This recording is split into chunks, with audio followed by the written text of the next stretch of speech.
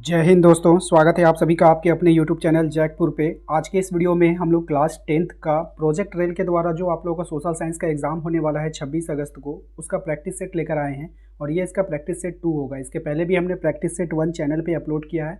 Last में video के अंत में आपको वो वीडियो दिखाई देगा, आप उस पर क्लिक करके देख सकते हो, या नहीं तो आपको डिस्क्रिप्शन में प्लेलिस्ट का लिंक दे दिए हैं जहाँ पर सभी प्रैक्टिस सेट उपलब्ध है, तो आप वहाँ से सभी प्रैक्टिस सेट का टेस्ट लगा सकते हो। ठीक है, तो चलिए शुरू करते हैं आज के इस वीडियो को। यदि आप हमारे चैनल पर पहली बार आए तो सब्सक्राइब करके बेल आइकन को दबा लीजिएगा इस तरह के वीडियो के नोटिफिकेशन को पाने के लिए। देखिए क्या है हमारा पहला सवाल। सबसे पहले सवाल में आपसे कह रहा है कि बेल्जियम में डच भाषा बोलने वालों की आबादी कितनी प्रतिशत है, या यहाँ पर इस सवाल में हम ये भी कह सकते हैं कि डचों की आबादी आपको बतानी है कि कितनी परसेंट है। 40 है, 20 है, 39 है या फिर 59 यानी 59 है। राइट आंसर है इसका ऑप्शन नंबर डी, 59%। ठीक है, अगला सवाल है हमारा, यूरोपीय संघ का मुख्यालय कहाँ है? ब्रुसेल्स में है, लंदन में है, रोम में है या फिर पेरिस में है? तो सही जवाब है इसका ब्रुसेल्स, ऑप्शन नंबर ए। ठीक है, इसके बाद हमारा सवाल है क्वेश्चन नंबर 3। सत्ता की साझेदारी के क्षैतिज वितरण के अंतर्गत कौन शामिल है? केंद्र सरकार, राज्य सरकार, स्थानीय सरकार, हित समूह, दबाव समूह, राजनीतिक समूह, विधायिका, कार्यपालिका, न्यायपालिका या फिर इनमें से कोई नहीं? तो राइट आंसर है इसका ऑप्शन नंबर सी, विधायिका, कार्यपालिका और न्यायपालिका। क्वेश्चन नंबर 4 है हमारा, संघीय शासन व्यवस्था के संबंध में निम्न में से कौन असत्य है? यानी आपको बताना है कि कौन गलत है। ठीक है, तो इसका हम डायरेक्ट गलत वाले को पढ़ेंगे। ये वाला जो ऑप्शन है आपका सी वाला, ये आपका गलत है। अदालतों को संविधान और विभिन्न स्तर की सरकारों के अधिकारों की व्याख्या करने का अधिकार ना होना। चलते हैं क्वेश्चन नंबर 5 पे। क्वेश्चन नंबर 5 में आपसे कह रहा है कि आपके घर में एक दूध देने वाली गाय है। गाय नहीं है, गाय होगा। ठीक है, गाय है, आप इसे किस तरह के संसाधन मानते हैं? जीव, अजीव, देखिए यहाँ पे जीव नहीं है। ठीक है, ये जैव होगा, जैव, अजैव या राष्ट्रीय। तो राइट आंसर होगा इसका ऑप्शन नंबर ए, जैव होगा। ठीक है, देखिए जिसमें जीवन पाया जाता है वो जैव हो जाता है। अगला सवाल है क्वेश्चन नंबर 6 में। क्वेश्चन नंबर 6 में आपसे कह रहा है, भूमि निम्नीकरण में नामांकित में से किसकी भूमिका नहीं है? निम्न में से होगा। ठीक है, तो भूमि के निम्नीकरण में किसकी भूमिका नहीं होगी? तो भाई मधुमक्खी पालन का कोई भी भूमिका नहीं होगा। इससे हमें मिट्टी का क्या नुकसान है? कोई नुकसान है? नहीं है। लेकिन आप वन काटोगे तो मिट्टी का नुकसान होगा, आप अति पशुचारण करोगे तो मिट्टी का नुकसान होगा, खनन करोगे तो मिट्टी का नुकसान होगा। लेकिन आप अगर मधुमक्खी पालोगे तो उसमें क्या मिट्टी का नुकसान होगा? कुछ भी नहीं होगा। इसलिए आंसर नंबर डी होगा। क्वेश्चन नंबर 7 पे आइए। क्वेश्चन नंबर 7 में आपसे कह रहा है कि हमारे पर्यावरण में उपलब्ध प्रत्येक वस्तु जो हमारी आवश्यकताओं को पूरा करने में प्रयुक्त की जा सकती है, जिसको बनाने के लिए प्रौद्योगिकी उपलब्ध है, जो आर्थिक रूप से संभव और सांस्कृतिक रूप से मान्य है, उसे क्या कहते हैं? तो उसे हम लोग कहते हैं संसाधन। क्या कहते हैं? संसाधन कहते हैं। ऑप्शन नंबर बी हमारा राइट आंसर है।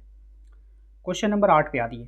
क्वेश्चन नंबर 8 में कह रहा है, किस राज्य में काली मृदा मुख्य रूप से नहीं पाई जाती है? देखिए अगर पाना बोलता तो गुजरात पहले स्थान पर रहता, महाराष्ट्र दूसरे स्थान पर रहता, मध्य प्रदेश तीसरे स्थान पर रहता। लेकिन अगर बात कर रहा नहीं पाई जाती है तो यहाँ पे राजस्थान आंसर होगा। थोड़ा देर के लिए आप इसको याद कर सकते हो कि राजस्थान से रेगिस्तान याद आएगा आपको। राजस्थान एक ऐसा नाम है जिससे आप रेगिस्तान याद कर लोगे।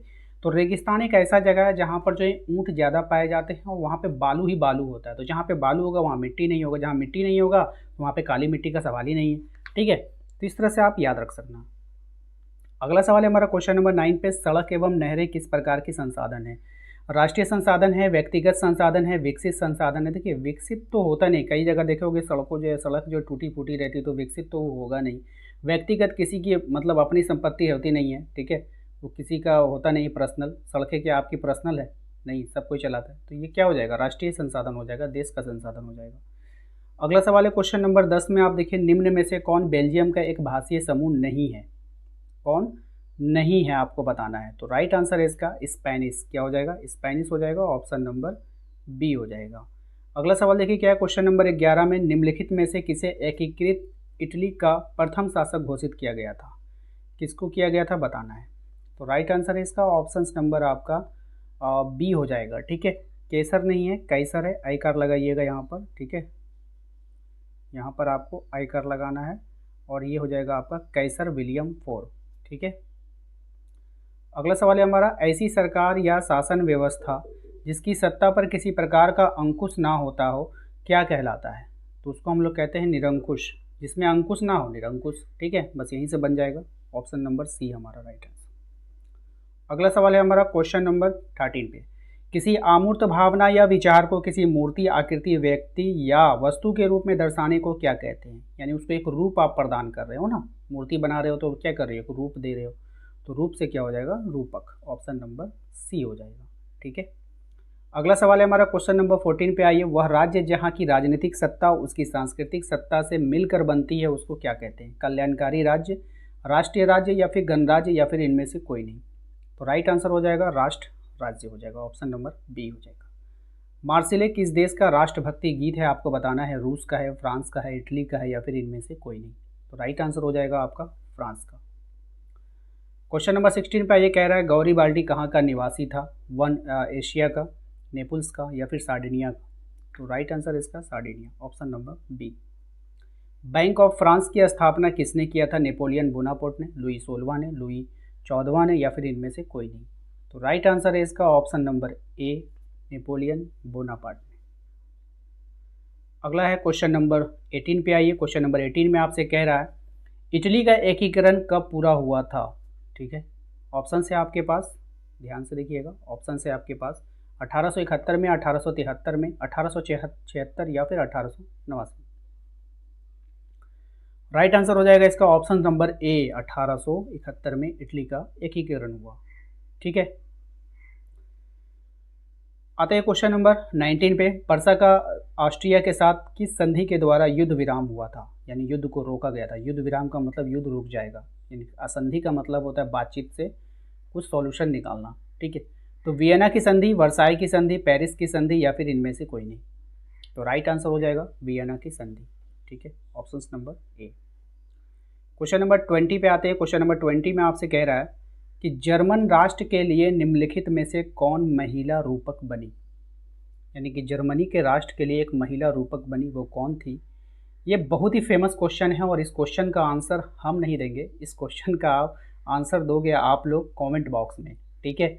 और इसका मैंने ट्रिक भी बताया था। ठीक है। जर्मन राष्ट्र, इसी में आपका आंसर है, जर्मन राष्ट्र, जर्मन राष्ट्र। ठीक है। इसी में आपका उसका आंसर भी मिला हुआ है, तो आप लोग उसका आंसर कीजिए कमेंट बॉक्स में। कोशिश कीजिए कि आप ए बी ना दे करके उसका नाम टाइप करो, क्योंकि जब आप नाम टाइप करते हो ना तो आपके दिमाग में वो एक बार छप जाएगा ना, एग्ज़ाम तक निकलने वाला नहीं है। तो डायरेक्ट आंसर लिखिए इसका आपने कमेंट बॉक्स में कि जर्मन राष्ट्र के लिए निम्नलिखित में से कौन महिला रूपक बनी है, उसका नाम लिखिए। उम्मीद करते हैं कि आप लोगों को ये वीडियो पसंद आया होगा, तो एक लाइक कर दीजिएगा। चैनल पे पहली बार आए हैं तो सब्सक्राइब कर लीजिए इस तरह के वीडियो का नोटिफिकेशन पाने के लिए। व्हाट्सएप ग्रुप यदि आपको ज्वाइन करना होगा तो दिए गए नंबर पे संपर्क कर सकते हैं, या नहीं तो डिस्क्रिप्शन में आपको लिंक दे दिया गया है, वहाँ से जाकर भी ज्वाइन कर सकते हैं। प्लेलिस्ट का लिंक भी आपको डिस्क्रिप्शन में मिल जाएगा, तो वहाँ पे जाइए और अपना सारा का सारा 2020 टेस्ट लगाइए और देखिए आपका कितना नंबर आता है। मिलते हैं हम लोग अगले वीडियो में। Thank you.